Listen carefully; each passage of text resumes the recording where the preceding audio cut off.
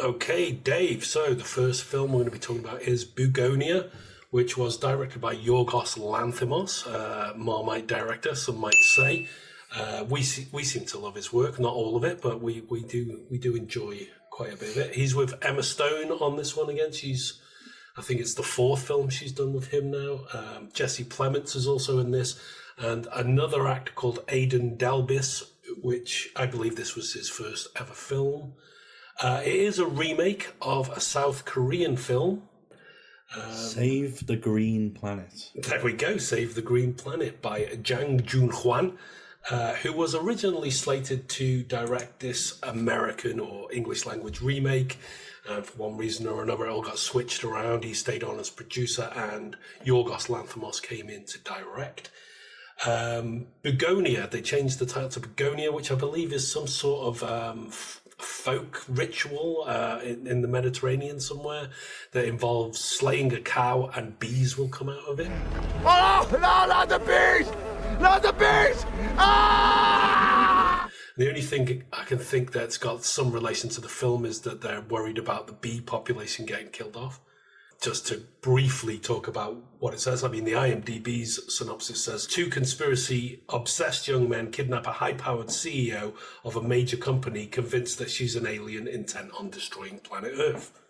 Nice, simple, quick synopsis there, which pretty much sums it up because not much else happens in this film. We see Emma Stone at the start. She's head of this big, what looks to be some sort of pharmaceutical company. And she's like this go-getter, highly successful, powerful businesswoman that's obviously very much in charge of it all. And then we also see Jesse Plemons and Aidan Delbis, who are cousins. And basically, they're the conspiracy theorists. They're going to kidnap her and lock her up in their basement, which they do. They shave her head, they tie her to the bed, all quite nasty, really, and nasty sort of stuff. And you're thinking, oh my God, these guys are lunatics, absolute madmen.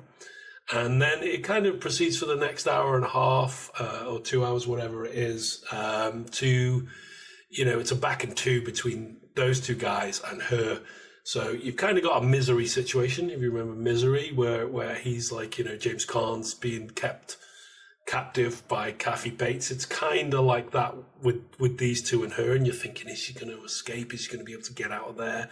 She sort of works on the cousin a little bit, doesn't she? And it's all very much, mind games going on back and two. Lots of humor in there, lots of funny stuff. Although it is all a little bit wild. You can kind of tell it was based on a South Korean film because their cinema tends to deal with these kind of crazy situations. Things like Old Boy, if you remember that, was kind of a crazy film. A guy locked in a hotel room for 15 years and then's released and he has to find out who did it to him. It's got similar themes like from other Korean cinema that I've seen. I really enjoyed it. I listened to a live stream the other week of some other YouTubers, and a couple of them were saying they really just did not like Yorgos at all, did not like his films, and therefore hadn't seen this and wouldn't watch it.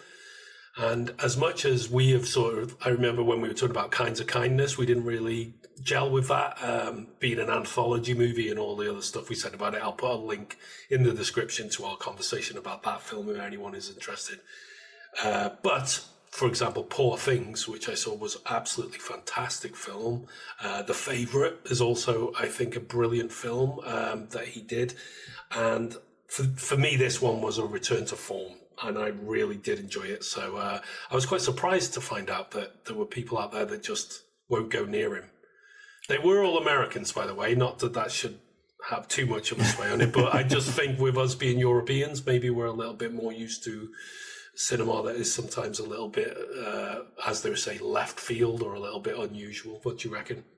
Yeah, maybe Europeans more esoteric in their cinematic choices. Maybe. I have heard similar things. I think he is, as you may say, a Marmite directed. It's people either buy it or they don't. And I was talking to a friend who I watched this film with, and we were saying it's kind of a hard film for general people to recommend, because how do you recommend such a thing?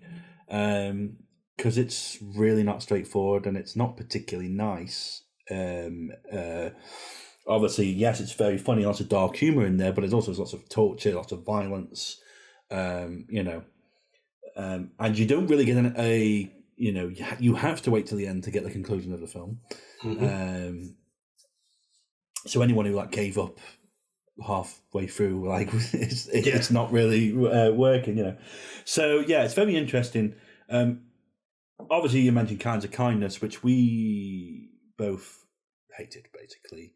I found it very difficult a film to sit through. This is far more accessible, I think. Yeah, I agree. in that way. Very interesting film. It's a kind of a bottle movie. It's not an actual bottle movie, but you're not in many places.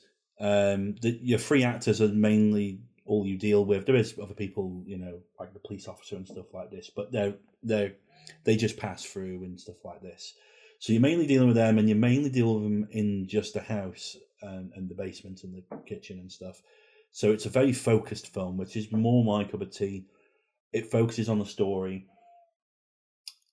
I think the criticism I could give it would be sometimes you get stuck in this repetitive loop, which is probably the point of it, because it's kind of what conspiracy theorists do. They kind of get stuck on the same points again and again and again. So I can probably understand why that choice is made, but you kind of sometimes go, you skip this bit.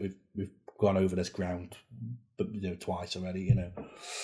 So maybe that's a little bit, but very enjoyable. Emma Stone is brilliant as always, and Jesse Plemons is brilliant as always. I think the biggest thing with this film is you basically you spend the film trying to work out where the truth is. Yeah, that's kind of the crux of it. And I think everyone I've spoken to has had a different journey watching it of at what point they thought what, and if they changed their mind, and when they changed their mind. Yeah.